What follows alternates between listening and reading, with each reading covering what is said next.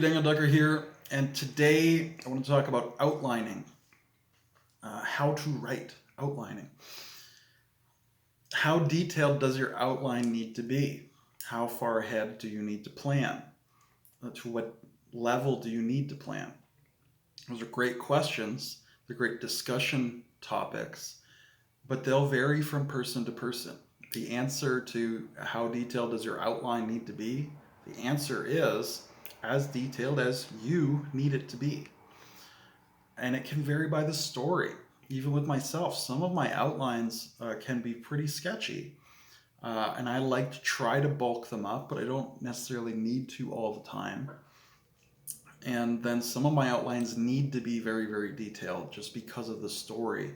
If it's a more complicated story, a more unique and original story, it'll just need greater depth. So at its most basic, if you're following a genre and genre conventions, you might just be able to say like a high fantasy story. The hero is a farm boy, the bad guy is the Dark Lord, and the inciting incident is going to be a retired knight, and you might be able to just start with that. And just in your head, you can be like, oh yeah, I have the farm boy character. I can write that easily because I'm passionate about that. I'm knowledgeable about that. The high fantasy genre, maybe it just comes to you. If you've read 50 high fantasy stories, it'll be easier to write in that genre. You're a fan. You're passionate. You know the tools of the trade in that genre. So you have to do a little less planning. And that's often why veteran authors have to do less planning because they're so familiar with so many characters and so many stories and so many tropes that it's easy for them to write without an outline. And I'm sure some of them still do outline in great detail if they want to, but they don't need to as much on average. Right? If it's a genre you're not very familiar with, or characters or archetypes that you're not very familiar with, then you might need more depth and more detail. I have outlined a hard sci-fi story, which is not exactly my usual genre. I like space opera. I like hard space opera, but at its heart, it's a space opera. It's not a real sci-fi story where the focus is technology, like The Martian or like Gravity or Interstellar, perhaps. Rendezvous with Rama is my big inspiration in prose and fiction for this story that I've outlined. And because it's not my usual genre, it's not a genre I'm super, super familiar with, I did take longer to outline it. And I said, where are we going? Like, I kind of know the elements I want. But, like, what is the first act? What is the second act? What is the third act? What's the inciting incident? What is the climax? I need all of these things in a more depth, in a more concrete form, because I'm less comfortable writing in the genre. And I definitely don't want to start writing until I have the climax. In this case, for a high fantasy story or even a space opera story, the climax might be like the easiest part. It's a foregone conclusion. The good guys win, the bad guys lose. And there will be variations within that to some degree, but it kind of builds to a natural climax. It's often a quest. There's a concrete goal you're striving towards, and you either achieve it or you don't achieve it. Whereas hard sci-fi doesn't always have that. Often it's a series of problems that are more intense and more pressing, or a series of mysteries, and each one becomes more intense and more pressing. And then at the end, the climax is this final crowning mystery or revelation or problem that needs to be solved in a clever and creative way. So that, to me, is not something I can do well on the fly. I need to plan it out and say, what's the biggest challenge in this story? I might have a list. Here's 5 or 10 challenges for the heroes to face, and then I'll try to arrange them in the order of least to greatest, and that's kind of the order they'll encounter them in. You don't have to do that.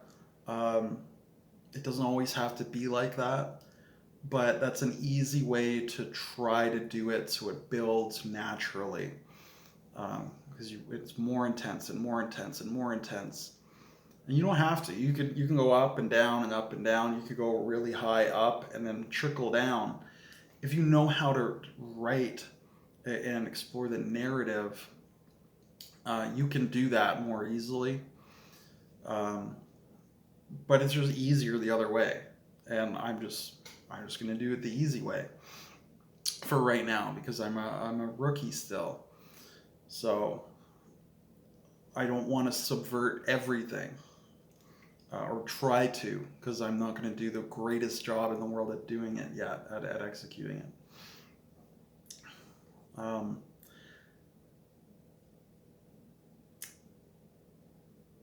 trying to think if there's anything else I have to say about outlines. I think that the main key is when you're comfortable to begin writing and you can write that first scene, then you're probably as detailed as you need to be on your outline.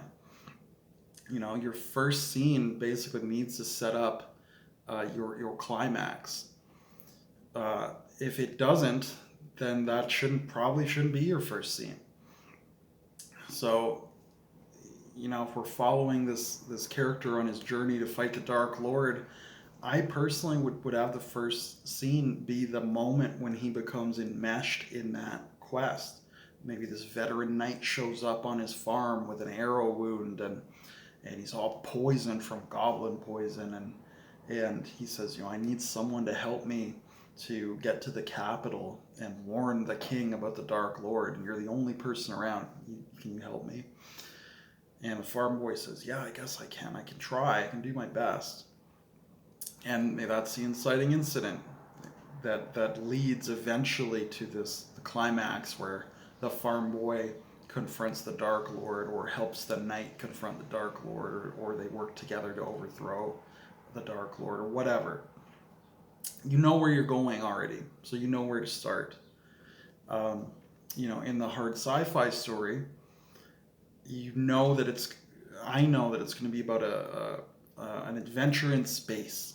So probably I will want to start off with them either encountering their first problem, or launching the mission, or planning to launch the mission.